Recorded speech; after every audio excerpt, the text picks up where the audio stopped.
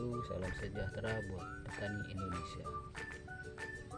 Sahabat tani, kali ini saya berada di sawah Bapak Parpan, kelompok tani Tritunggal, di mana tanaman padi beliau sudah berumur kurang lebih 42 HST dengan varietas padi menurut beliau adalah padi lokal, yaitu padi merah.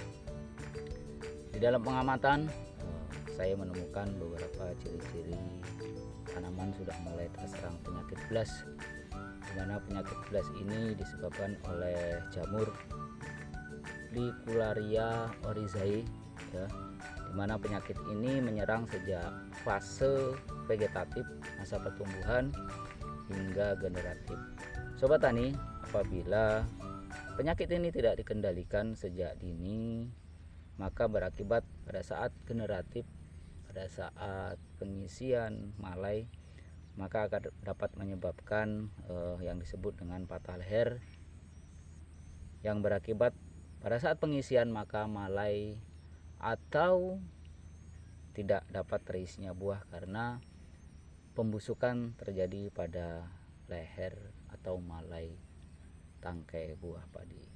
Sebagai informasi, nah ini sobat tani, ciri-ciri khas atau utama dari penyakit blast adalah awalnya dia hanya membentuk titik, kemudian semakin besar dia akan, ciri khasnya adalah dia seperti belah ketupat. Oke petani, sobat tani, mudah-mudahan informasi ini bermanfaat. Cekidot.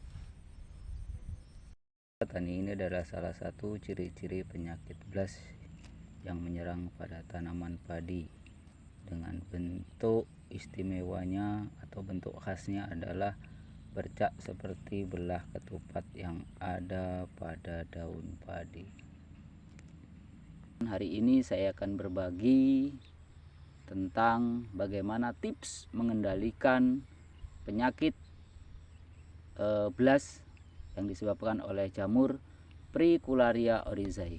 Sobat tani, bahwasanya penyakit blast atau yang disebut dengan penyakit Licularia oryzae, kita ketahui bahwa menyerang tanaman padi sejak tanaman berusia muda atau vegetatif.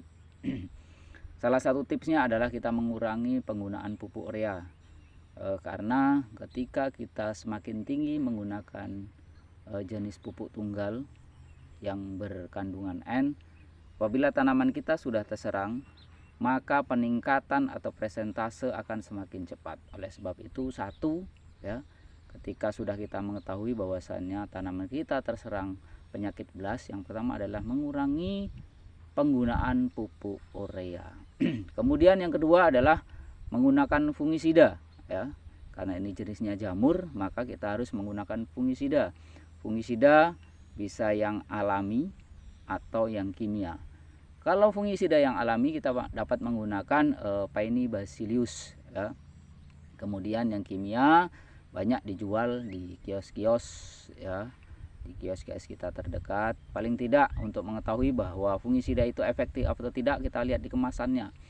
Kalau kemudian di dalam kemasan ada tulisan yang menunjukkan bahwa fungisida tersebut dapat digunakan sebagai pengendali jamur blast, maka itu akan lebih efisien. Oke sobat tani, ini informasi, berbagi informasi, semoga informasi ini bermanfaat.